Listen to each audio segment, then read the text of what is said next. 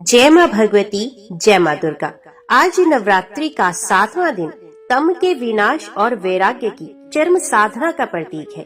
आज का दिन हमें जीवन की गहराइयों में उतरने, भय और मोह से मुक्ति पाने और मृत्यु के पार की चेतना को समझने का अवसर देता है। आज श्री दुर्गा सप्तशती पाठ से पहले हम ध्यान करते हैं माँ कालरात्रि का, जो भय का संहार करने वाली निराकार में स्थित काल की अधिपति हैं। उनका रूप अंधकार में है, जटाएं खुली हुई हैं, 3 नेत्रों से अग्नि प्रकट होती है और वे गरुड़ पर सवार है। ये रूप देखने में रौद्र है, परंतु उनके भीतर असीम करुणा और रक्षक शक्ति का वास है। हे माँ कालरात्रि, हमारे जीवन के अंधकार को नष्ट कर हमें सत्य, साहस और निर्भयता का आशीर्वाद दो। हम आपके चरणों में आत्मसमर्पण कर हर संकट को स्वीकार करने और पार करने की शक्ति पाना चाहते हैं। हमें वह दृष्टि दो जिससे हम हर भय को अवसर में बदल सके। जय माँ भगवती, जय माँ दुर्गा। आज आप सुनेंगे श्री दुर्गा सप्तशती के अध्याय 12 और अध्याय 13 का पाठ। तो पहले हम सुनते हैं अध्याय 12 का पाठ। देवी चरित्रों के पाठ का महात्म्य। मैं 3 नेत्रों वाली दुर्गा देवी का ध्यान करता हूँ। उनके श्रीअंगों की प्रभा बिजली के समान है। वे सिंह के कंधे पर बैठी हुई भयंकर प्रतीत होती हैं। हाथों में तलवार और ढाल लिए अनेक कन्याएं उनकी सेवा में खड़ी हैं। वे अपने हाथों में चक्र, गदा, तलवार, ढाल, बाण, धनुष, पाश और तर्जनी मुद्रा धारण किए हैं। उनका स्वरूप अग्नि में है तथा वे माथे पर चंद्रमा का मुकुट धारण करती हैं। देवी बोली, हे देवताओं, जो एकाग्रचित होकर प्रतिदिन इन स्तुतियों से मेरा स्तवन करेगा, उसकी सारी बाधा मैं निश्चय ही दूर करूंगी। जो मधु कैटभ का नाश, महिषासुर का वध तथा शुंभ निशुंभ के संहार के प्रसंग का पाठ करेंगे तथा अष्टमी, चतुर्दशी और नवमी को भी जो एकाग्रचित हो भक्ति पूर्वक मेरे उत्तम महात्म्य का श्रवण करेंगे, उन्हें कोई पाप नहीं छू सकेगा। उन पर पाप जनित आपत्तियां भी नहीं आएंगी। उनके घर में कभी दरिद्रता नहीं होगी तथा उनको कभी प्रेमी जनों के विषयों का कष्ट भी सहना नहीं पड़ेगा। इतना ही नहीं, उन्हें शत्रुओं से, लुटेरों से, राजा से, शस्त्र से, अग्नि से तथा जल की राशि से भी कभी भय नहीं होगा। इसलिए सबको एकाग्रचित होकर भक्ति पूर्वक मेरे इस महात्म्य को सदा पढ़ना और सुनना चाहिए।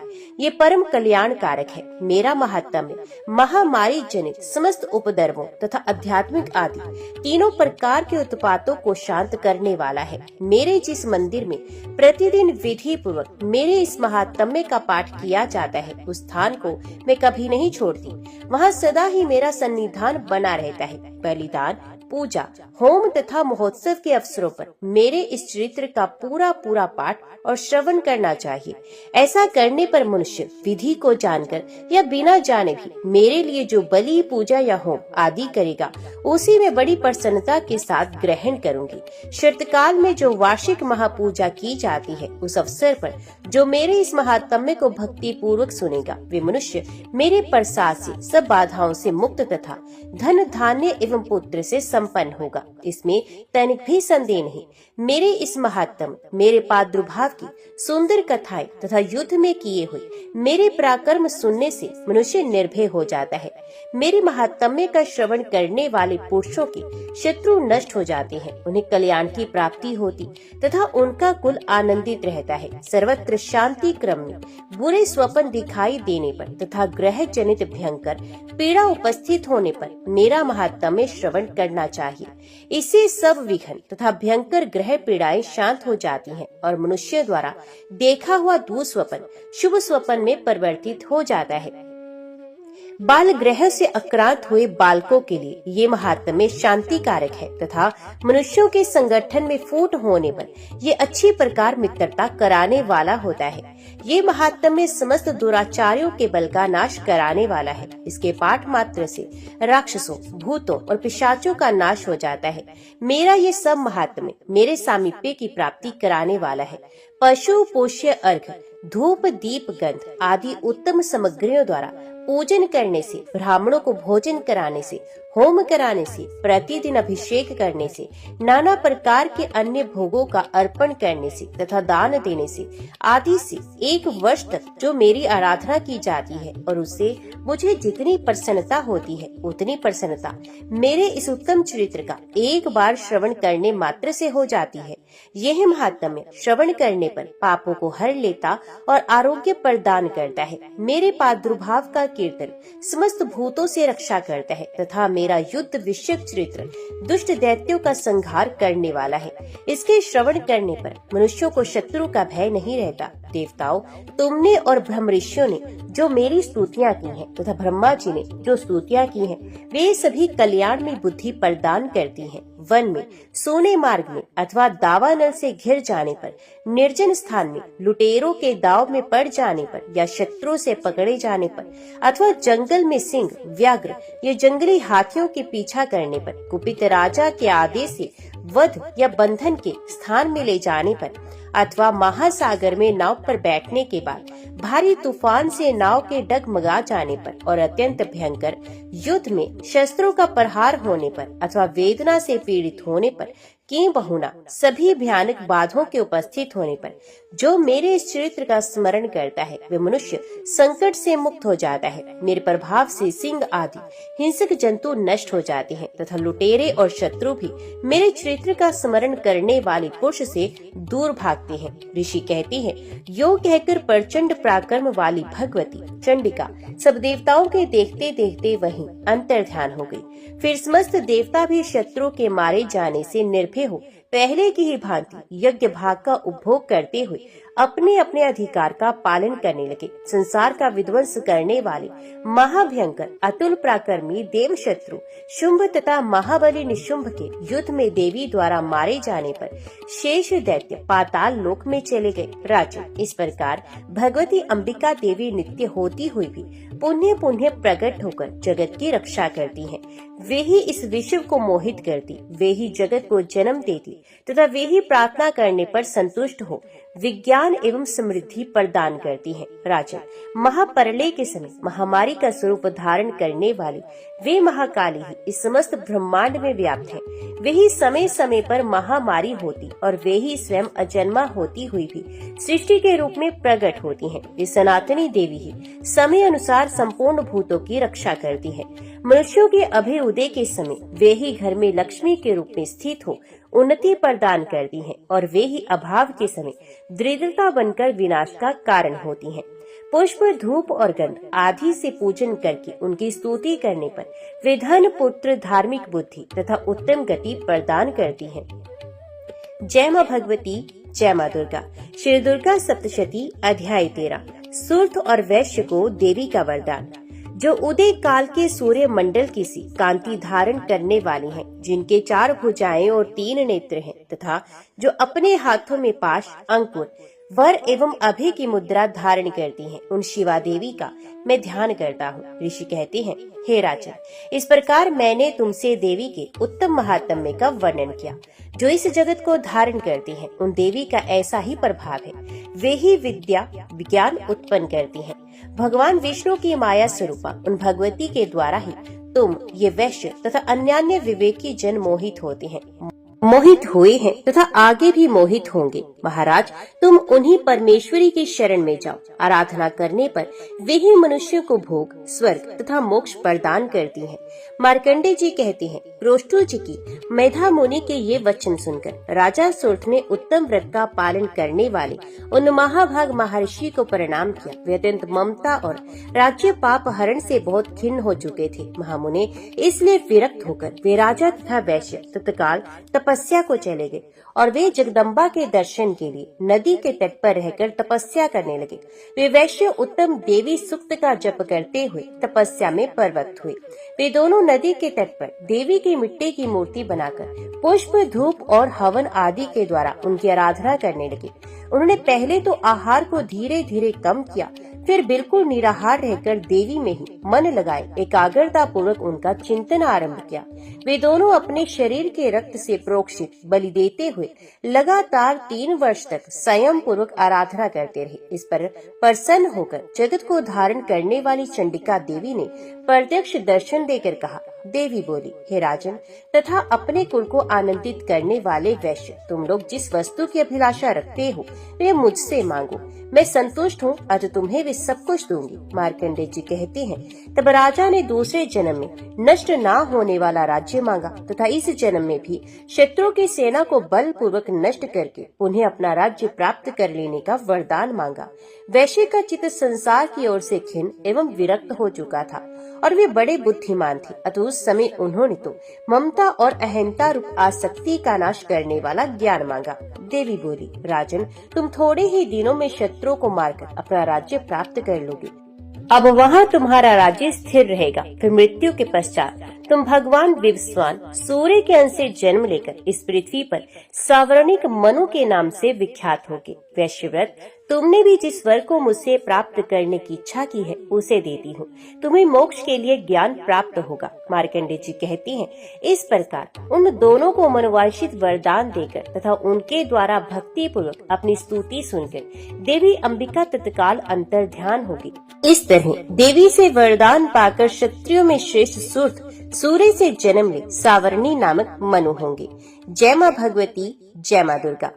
नवरात्रि के 7वें दिन सप्तमी तिथि को माता दुर्गा के 7वें स्वरूप माँ कालरात्रि की पूजा की जाती है। अपने नाम के अनुसार काल अर्थात मृत्यु, अंधकार और रात्रि अर्थात रात का भय नाश करने वाली देवी है।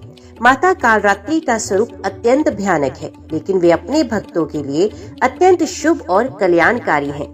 माता का वर्ण श्याम रंग का है, उनके केश बिखरे हुए हैं, उनके 3 नेत्र हैं जो ब्रह्मांड समान गोल और अग्नि के समान प्रज्वलित हैं। उनके गले से बिजली जैसी चमक निकलती है। वे गर्दभ पर सवार होती हैं। उनके 4 हाथ हैं, दाहिने हाथ में वर मुद्रा और अभय मुद्रा, बाएं हाथ में खड्ग और लोहे का कांटा। माँ कालरात्रि को शुभकारी भी कहा जाता है। उनका भयंकर रूप देखकर दुष्ट कांप उठते हैं, लेकिन भक्तों को वे निर्भय करती हैं। वे अंधकार, जादू टोना, भूत प्रेत और दुष्ट शक्तियों का नाश करती हैं। इनकी पूजा से साधक को साहस, शक्ति और सुरक्षा प्राप्त होती है। बहुत समय पहले जब धरती पर आज की तरह बिजली की रोशनी नहीं फैली थी, जब अंधेरी रातें सचमुच रहस्य और भय से भरी होती थी, तब लोग अपने जीवन को प्रकृति और देवी देवताओं की कृपा पर ही निर्भर मानते थे। पहाड़ों से घिरा, नदियों से सिंचित और घने जंगलों के बीच बसा एक गांव था जिसका नाम था कौशलपुर। कौशलपुर भले ही छोटा था, लेकिन यहाँ के लोग बड़े दिल वाले, मेहनती और धार्मिक थे। वे दिन भर खेती बाड़ी करते, शाम होते ही ढोलक और मंजीरे की ताल पर भजन गाते और हर त्योहार को पूरे उत्साह से मनाते। किंतु एक बात गांव वालों के दिल में हमेशा खटकती थी। जैसे ही सूरज ढलता, अंधकार का एक अजीब सा बोझ पूरे गांव पर उतर आता। रात होते ही पशु चौंकने लगते, बच्चे डरकर माँ की गोद में सिमट जाते और बड़ों के चेहरों पर चिंता की लकीरें खिंच जाती। जंगल से अक्सर ऐसी आवाजें आती जिन्हें सुनकर लोग कह उठते, ये सामान्य नहीं, यह किसी अदृश्य शक्ति का खेल है। कौशलपुर के बुजुर्ग कहते थे कि यह क्षेत्र कभी एक महान साध्वी की तपोभूमि रहा है, जिन्होंने कठोर तप कर माता दुर्गा का आवाहन किया था। कहा जाता है कि जब उनके सामने घोर अंधकार का संकट आया, तो माता ने कालरात्रि रूप में प्रकट होकर सब बाधाओं का नाश किया। माता कालरात्रि का स्वरूप भले ही भयंकर प्रतीत होता हो, उनका रंग श्याम है, उनके केश बिखरे हुए हैं और उनके 3 नेत्र प्रज्वलित अग्नि के समान चमकते हैं।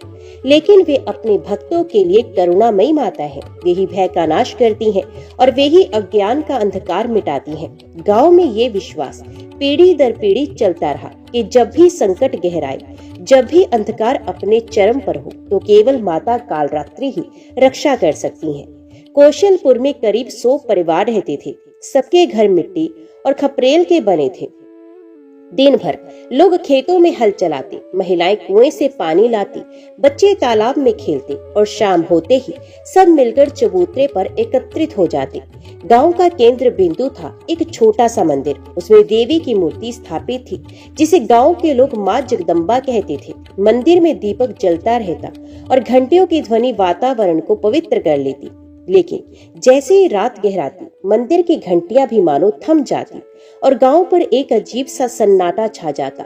गांव के लोग अक्सर कहते कि दिन में यह गांव स्वर्ग लगता है, लेकिन रात को लगता है जैसे किसी अंधकार में शक्ति का राज हो। एक वर्ष गांव में अजीब घटनाएं घटने लगी। पहले तो खेतों में खड़ी फसलें अचानक झुलसने लगी, फिर गांव के कुएं का पानी कड़वा हो गया। बच्चे बिना कारण बीमार पड़ने लगे। गांव के लोग घबराए। उन्होंने सोचा शायद ये किसी रोग का असर है, लेकिन जब वैद्य और मंत्र उच्चारण से भी कोई सुधार ना हुआ तो लोग आपस में कहने लगे, यह किसी दुष्ट शक्ति का काम है, हमें देवी की शरण में जाना होगा। बुजुर्गों ने कहा, याद रखो, जब भय और अंधकार बढ़ता है तब माता का काल रात्रि रूप ही रक्षा करता है। वही अंधकार से जन्म लेती है और अंधकार का नाश करती है। गांव वालों ने निश्चय किया कि वे सब मिलकर एक जागरण करेंगे। ढोलक, मंजीरे, घड़ियाल और शंख बजेंगे, भजन गाए जाएंगे और माता का आवाहन किया जाएगा। सभी ने उपवास रखा और 7 दिन तक भक्ति की तैयारी की। जिस रात सप्तमी आई, जो माता कालरात्रि को समर्पित है, उसी रात गांव के लोग खुले आकाश के नीचे एकत्रित हुए। दीपक जलाए गए, नारियल चढ़ाए गए और सबने एक स्वर में पुकारा, जय माँ कालरात्रि, अंधकार का नाश करो, भय का अंत करो। जैसे ही ये स्वर वातावरण में गूंजा, अचानक आकाश में बादल घिर आए, हवा तेज चलने लगी और तभी गांव के सबसे श्रद्धालु व्यक्ति राम नारायण को एक अद्भुत दृश्य दिखाई दिया। उन्हें लगा मानो आकाश से एक प्रचंड आभा उतर रही हो। चारों ओर घुप अंधकार था, लेकिन उस अंधकार से भी गहरी एक शक्ति प्रकट हो रही थी। ये कोई साधारण शक्ति नहीं थी, ये स्वयं माता कालरात्रि का विराट रूप था। कौशलपुर गांव की कठिनाइयां धीरे धीरे विकराल रूप लेने लगी। पहले जो घटनाएं केवल संयोग लगती थी, अब वे किसी दुष्ट शक्ति के व्यवस्थित आक्रमण जैसी प्रतीत होने लगी। फसलों का नष्ट होना अब आम हो गया था। किसान दिन रात मेहनत करके खेतों में बीज बोते, परंतु जैसे ही पौधे अंकुरित होते, रातों रात कोई अदृश्य ताकत उन पर कहर बरपाती। सुबह खेतों में खड़े लोग देख लेते कि सारी फसलें काली पड़ गई हैं, जैसे किसी ने आग से झुलसा दिया हो। पशु भी असामान्य व्यवहार करने लगे। बैल अचानक उग्र हो उठते, बकरियां बिना कारण बै बै करती और कुत्ते पूरी रात भौंकते रहते। और सबसे अजीब बात ये थी कि ये सब केवल रात के समय होता, दिन में सब कुछ सामान्य लगता। गांव में बीमारियां भी फैलने लगी। पहले बच्चे, फिर जवान और फिर बूढ़े बुखार से तपने लगे। वैद्य ने जड़ी बूटियों और औषधियों से इलाज किया, लेकिन कोई असर नहीं हुआ।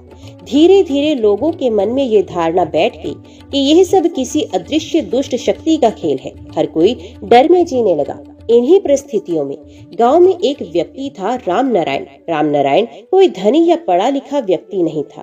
वे साधारण किसान था, परंतु उसका हृदय अत्यंत निर्मल और भक्ति से परिपूर्ण था। उसके दिन का आरंभ सूर्योदय से पहले होता। वे सबसे पहले स्नान करता, फिर गांव के मंदिर में दीप जलाता और माता की मूर्ति के सामने सर झुकाकर कहता, हे माँ, मेरे गांव की रक्षा करना, हम सबको निर्भय बनाना।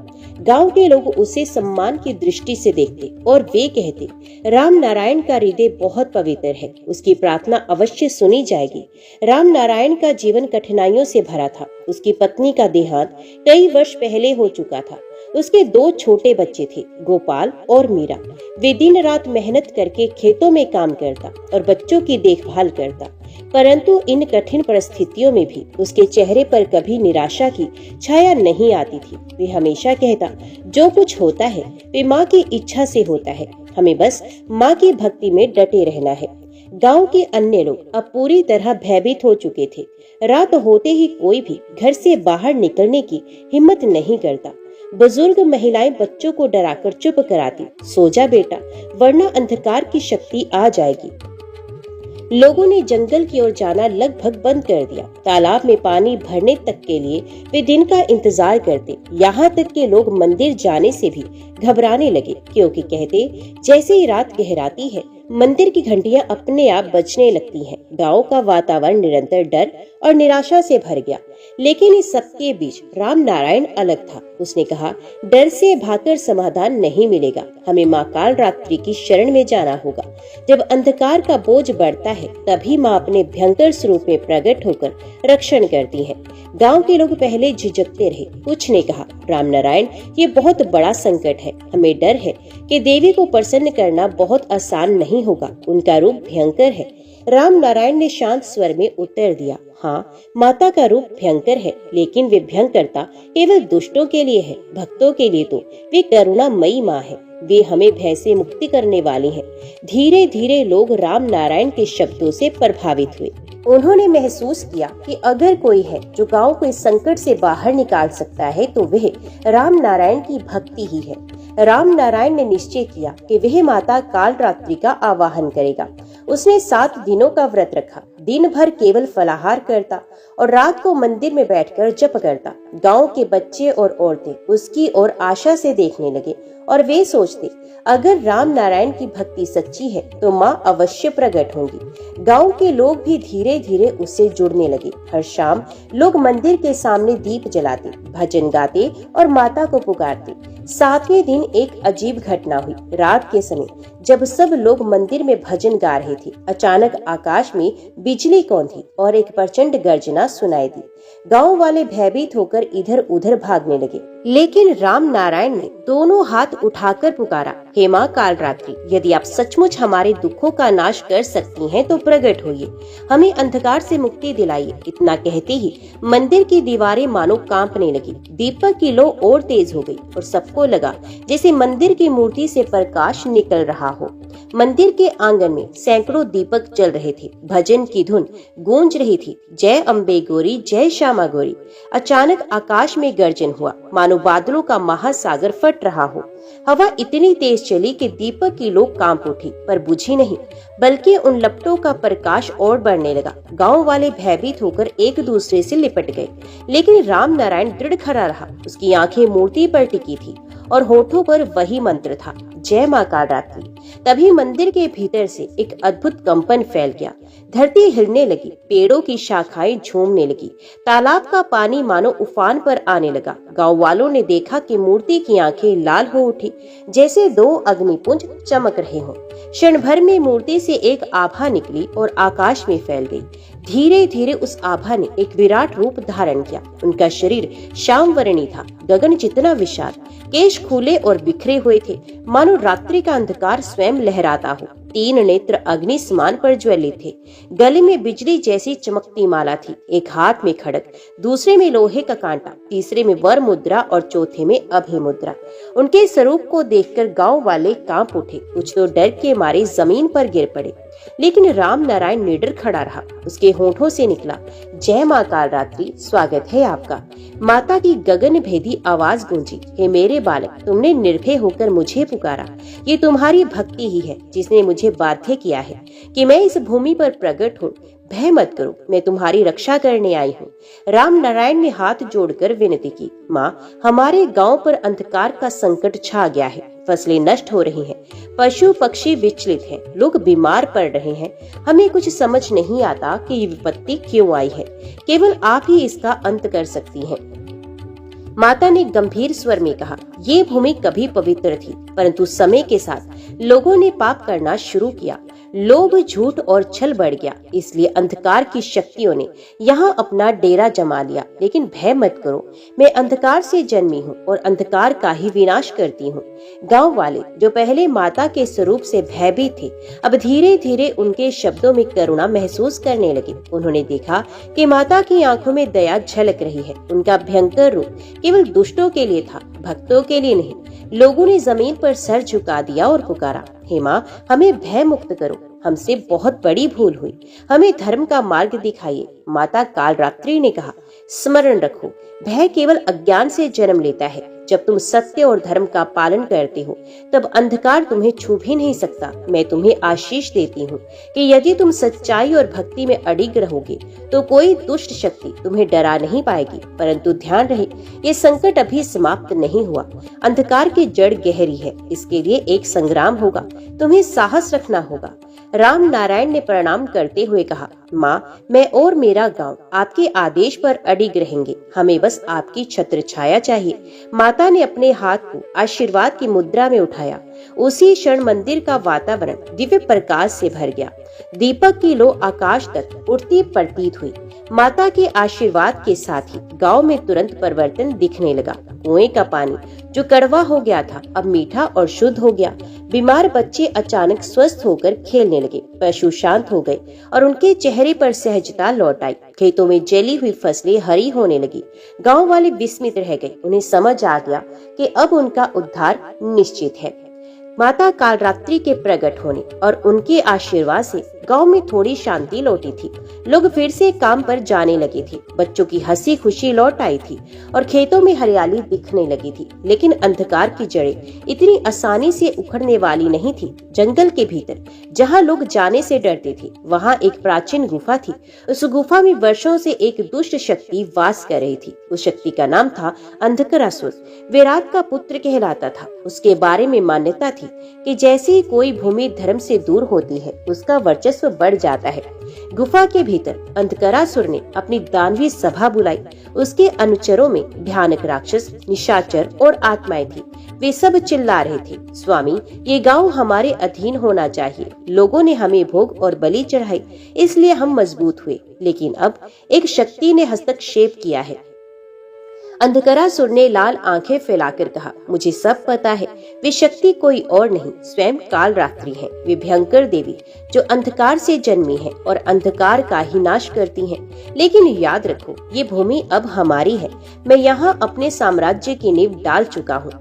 किसी देवी को इसे हमसे छीनने नहीं दूंगा। राक्षसों ने एक स्वर में कहा, जय अंधकार, जय अंधकरासुर।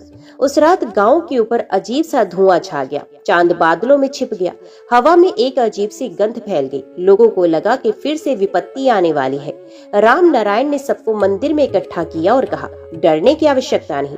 माँ ने हमें पहले ही चेतावनी दी थी कि अंधकार की जड़ गहरी है। हमें उनके नाम का जप करना है और निर्भय रहना है। गांव वाले एक स्वर में मंत्र बोलने लगे, ओम देवी कालरात्रि नमः। लेकिन उसी समय जंगल से भयानक शोर सुनाई दिया, जैसे सैकड़ों जानवर एक साथ गरज रहे हों। गांव की सीमा पर काली आकृतियां नजर आने लगी। राक्षसों ने गांव पर हमला बोल दिया। कोई विशालकाय था जिसके हाथों में लोहे की गदा थी। कोई पंख फैलाकर उड़ रहा था और आग बरसा रहा था। कोई इतना भयानक था कि उसकी छाया देखते ही लोग बेहोश हो रहे थे। गांव के लोग भय से कांपने लगे। महिलाएं बच्चों को सीने से चिपकाकर बैठ गई। पुरुषों ने डंडे और औजार उठाए, लेकिन राक्षसों की शक्ति के आगे वे बहुत छोटे पड़ गए। राम नारायण ने मंदिर की सीढ़ियों पर खड़े होकर पुकारा, माँ कालरात्रि, हमें बचाइए। आकाश फिर से गरजने लगा। बिजली कौंधी और मंदिर की मूर्ति से फिर वही आभा निकलने लगी। माता कालरात्रि प्रकट हुई। उनके नेत्र अग्नि समान चमक रहे थे। उनके हाथों से बिजली की लपटें निकल रही थी। उनका स्वर गगनभेदी था। हे दुष्टों, तुम्हारा अंत निश्चित है। ये भूमि धर्म की है। तुमने निर्दोषों को सताया है, अब काल का न्याय होगा। उनके ये कहते ही वातावरण कांप उठा। माता ने अपने खड्ग को आकाश में उठाया। जैसे उन्होंने प्रहार किया, राक्षसों की भीड़ बिखरने लगी। जो आग बरसा रहा था वे स्वयं अग्नि में भस्म हो गया। जो गदा उठाए खड़ा था उसका हाथ टूटकर गिर पड़ा।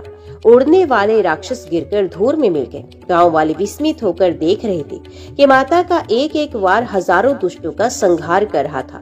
राम नारायण ने बच्चों से कहा, देखो, यही हमारी माँ है।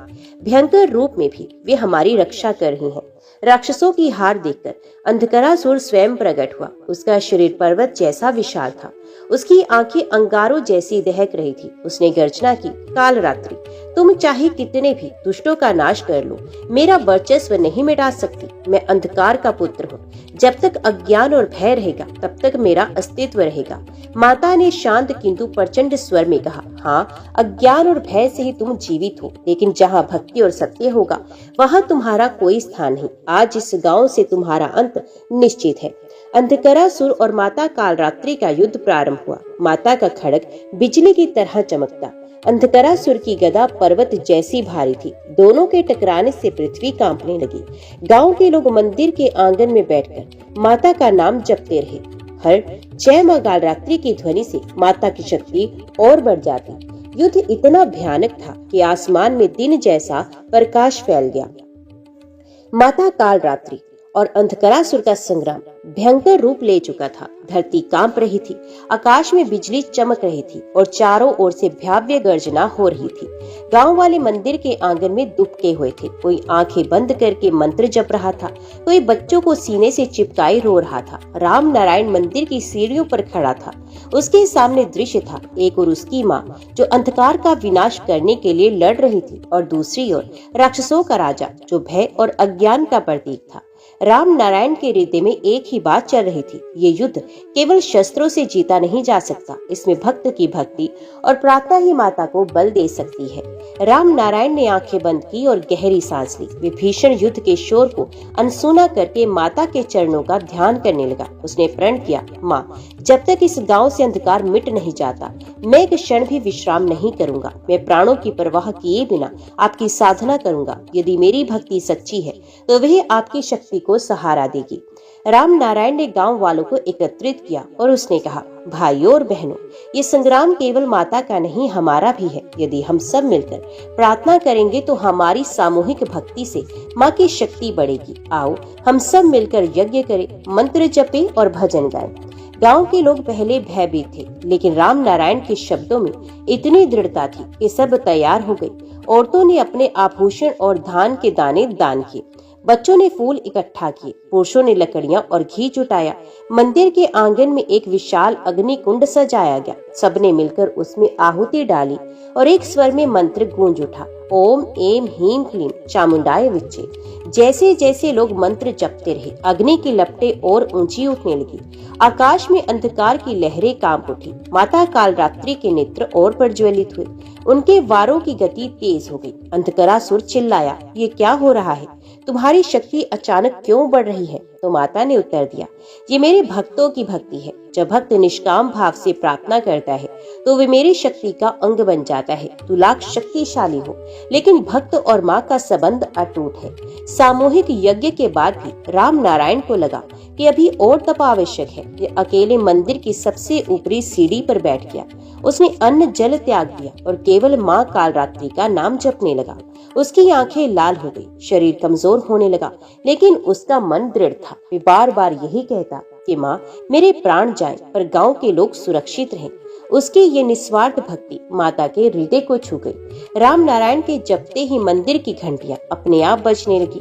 आकाश से पुष्पों की वर्षा होने लगी। गांव वाले हैरान होकर बोले, ये तो देवी की कृपा का संकेत है। राम नारायण की भक्ति ने माँ को और प्रबल बना दिया है। माता कालरात्रि ने युद्ध भूमि में गर्जना की, अंधकारासुर, देख, ये है सच्ची भक्ति का बल। तू भय फैलाता है पर मेरे भक्त आशा जगाते हैं। आज तेरी हार निश्चित है। अचानक राम नारायण को लगा कि उसके भीतर कोई दिव्य शक्ति प्रवेश कर रही है। उसने देखा कि माता स्वयं उसके सामने खड़ी है, पर यह दृश्य केवल उसी को दिखाई दे रहा था। माता ने मुस्कुराकर कहा, बालक, तेरी भक्ति ने मुझे प्रसन्न कर दिया। तूने निडर होकर मेरी आराधना की, इसलिए मैं तुझे एक वरदान देती हूँ। जब तक तेरी संतानें जीवित रहेंगी, ये गांव अंधकार से मुक्त रहेगा। राम नारायण की आंखों में आंसू आ गए। उसने कहा, माँ, मुझे अपने लिए कुछ नहीं चाहिए, बस इतना आशीर्वाद दीजिए कि मेरे गांव वाले हमेशा सत्य और भक्ति के मार्ग पर चले। माता ने आशीर्वाद देते हुए कहा, ऐसा ही होगा।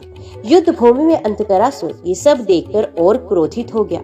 उसने गर्जना की, कालरात्रि, मैं तुझे और तेरे भक्त को नष्ट कर दूंगा। तेरी शक्ति भक्त की भक्ति पर निर्भर है, तो मैं उस स्तोत्र को ही समाप्त कर दूंगा। उसने अपनी गदा उठाकर सीधे मंदिर की ओर प्रहार किया। गांव वाले भयभीत होकर चिल्लाए, लेकिन जैसा ही गदा मंदिर के पास पहुंची, वे राख में बदल गई। राम नारायण के मंत्र उच्चारण ने उसकी शक्ति को निष्फल कर दिया। आकाश में बिजली कड़क रही थी, धरती कांप रही थी। माता कालरात्रि और अंधकारासुर आमने सामने खड़े थे। माता का स्वरूप भयंकर और तेजस्वी था। अंधकारासुर का शरीर पर्वत जैसा विशाल था। उसकी गदा से लपटें निकल रही थी। जब दोनों के अस्त्र आपस में टकराते तो ऐसा लगता मानो पूरी सृष्टि हिल उठी हो। गांव वाले मंदिर के आंगन में खड़े होकर भय और आशा के बीच डूब उतर रहे थे। राम नारायण मंत्र जप कर माता को बल दे रहा था। अंधकरासुर ने देखा कि माता की शक्ति लगातार बढ़ रही है। उसने सोचा, यदि मैं सीधे युद्ध करता रहा तो हार निश्चित है, मुझे छल का सहारा लेना होगा। वे अचानक अदृश्य हो गया। आकाश में काला धुआं छा गया। गांव वालों को लगा कि चारों ओर से हजारों दुष्ट आ गए हैं। औरतें चीखने लगी, बच्चे रोने लगे, लेकिन माता ने अपनी प्रचंड दृष्टि से धुआं चीर दिया। उनकी तीसरी आंख से अग्नि की ज्वाला निकली और अदृश्य राक्षसों की सेना तुरंत भस्म हो गई। अंधकरासुर को लगा कि वह माता के सामने टिक नहीं पाएगा। तभी माता ने अपना विराट रूप धारण किया। उनका शरीर आकाश को छूने लगा। उनके केश रात की तरह चारों ओर फैल गए। उनकी सांस से अग्नि की लपटें निकलने लगी। उनके पैरों के नीचे धरती कांपने लगी। गांव वालों ने ये रूप देखा तो वे दंडवत होकर गिर पड़े। उनकी आंखों से आंसू बहने लगे। वे एक स्वर में पुकारने लगे, जय मां कालरात्रि, जय मां कालरात्रि।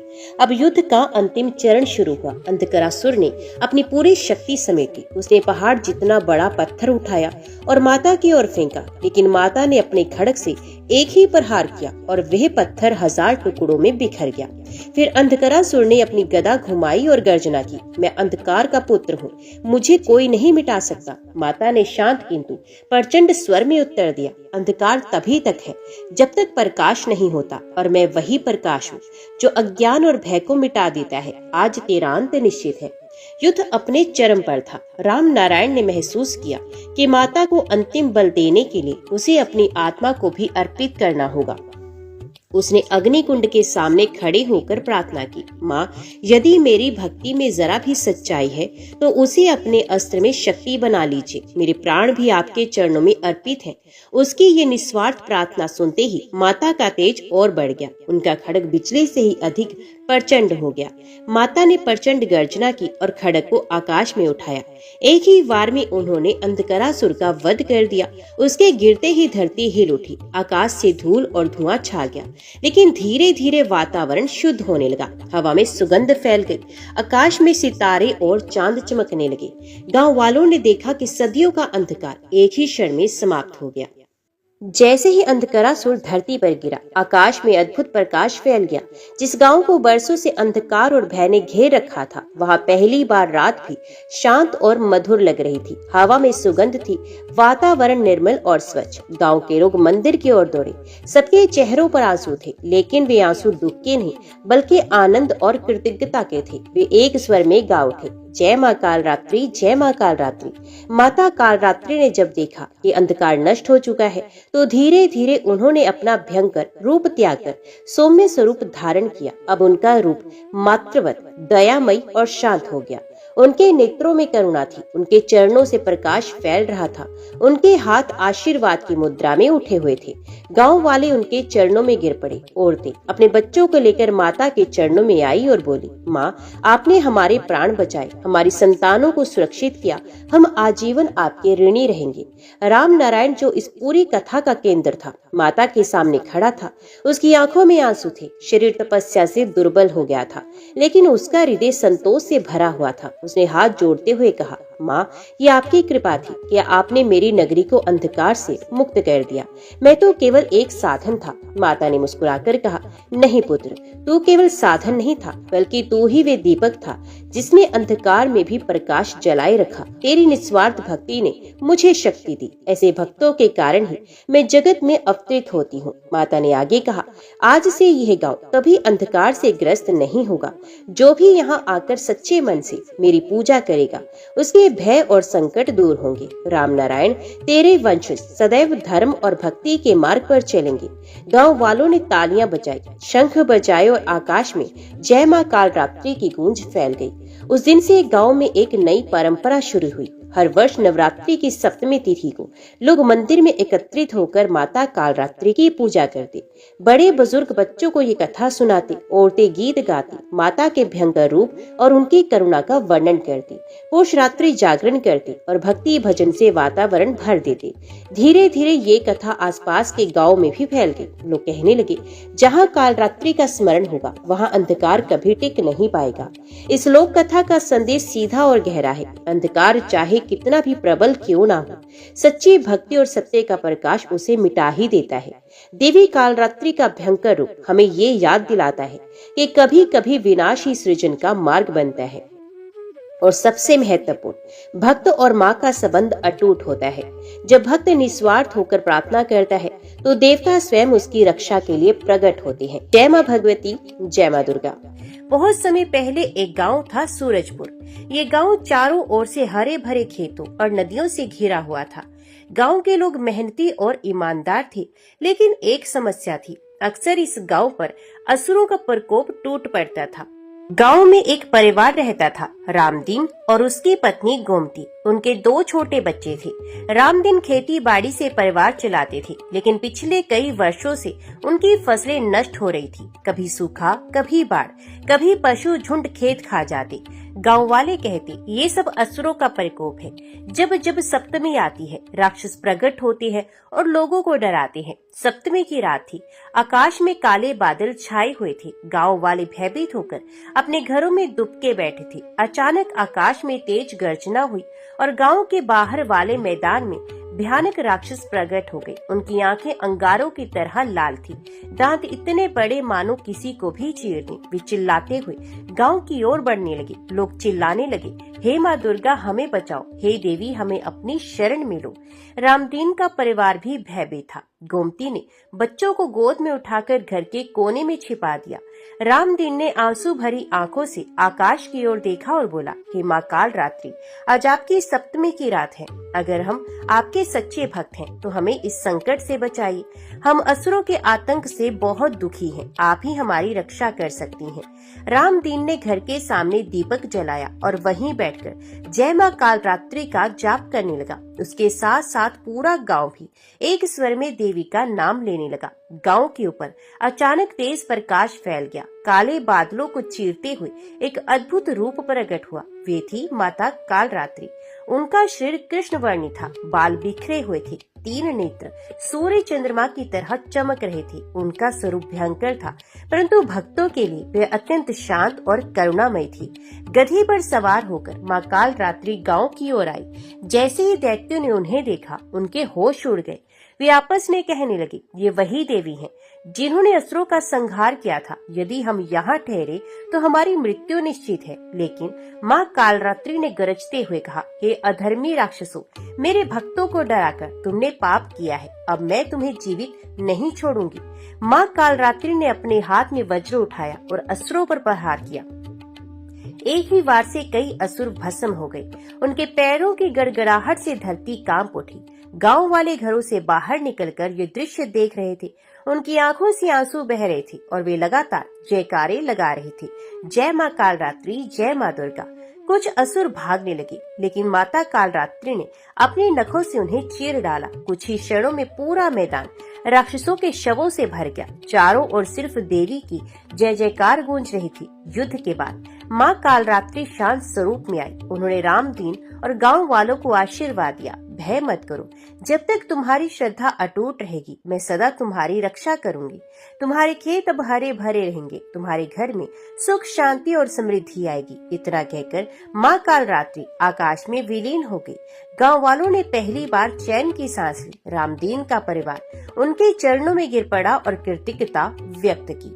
माँ कालरात्रि के असुर विनाश के बाद सूरजपुर गांव में चारों ओर शांति छा गई। जो गांव वाले कल तक भय से कांप रहे थे, वे प्रसन्न थे। लोग घरों से बाहर निकले और माँ की जय जयकार करने लगे। बच्चे खुशी से उछल कूद कर रहे थे। महिलाएं दीपक जलाकर अपने अपने घरों के आंगन में आरती करने लगी। रामदीन ने गांव वालों को एकत्रित करके कहा, भाइयों और बहनों, ये हमारी आस्था की जीत है। हमने सच्चे मन से माँ कालरात्रि को पुकारा और उन्होंने हमारी रक्षा की। अब हमें नवरात्रि के 7वें दिन माँ की विशेष पूजा करनी चाहिए ताकि उनका आशीर्वाद आशीर्वाद सदा हमारे साथ रहे। रामदीन और गोमती ने अपने बच्चों को पास बुलाया और कहा, बच्चों, आज हमने देखा कि श्रद्धा और विश्वास से माँ साक्षात हमारे सामने आई। हमारा कर्तव्य है कि हम हर साल सप्तमी को व्रत और पूजा करें और माँ को याद करें। गांव के बुजुर्ग भी बोले, रामदीन, तुम्हारी भक्ति सच्ची थी, तभी माता प्रकट हुई। तुम्हारे घर को माँ ने सुख समृद्धि का आशीर्वाद दिया है। अब से तुम गांव के अगुआ रहोगे और हम सब मिलकर हर साल कालरात्रि माता की पूजा करेंगे। उसी रात रामदीन को स्वप्न में माँ कालरात्रि का दर्शन हुआ। माँ ने कहा, वत्स रामदीन, तुम्हारी भक्ति ने मुझे प्रसन्न किया है। तुम्हारे घर में कभी अभाव नहीं होगा। तुम्हारी पीढ़ियां सुख शांति से जीवन बिताएंगी। जो भी श्रद्धा से सप्तमी के दिन मेरा पूजन करेगा, उसके जीवन से भय और रोग दूर होंगे।